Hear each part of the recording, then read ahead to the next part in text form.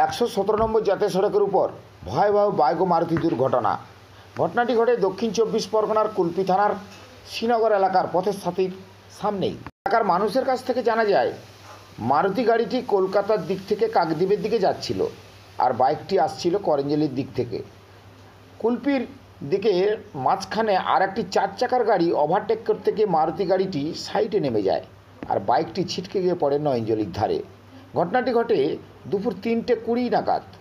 বাইকে থাকা 3 জন গুরুতর আহত, তাদেরকে এলাকার লোকজন স্থানীয় কুলপি গ্রামীণ হাসপাতালে পাঠায়। পরে জানা যায় তাদের ওখান থেকে রেফার করা হয় ডায়মন্ড হারবার হাসপাতালে। ঘটনাটাই কিছুক্ষণ আগে ঘটেছিল। আমি খাওয়া দাওয়া করে টোটো করে সাইডে যাচ্ছিলাম। সাইডে যেতে যেতে কিছুটা দূরে আমি ছিলাম, পাশাপাশি বাড়ি একটু দূরে আছে। তো আমি এবার টোটোতে দেখতে পেয়ে চিল্লাচ্ছিলাম যে পানি নিয়ে এসো, পানি নিয়ে এসো।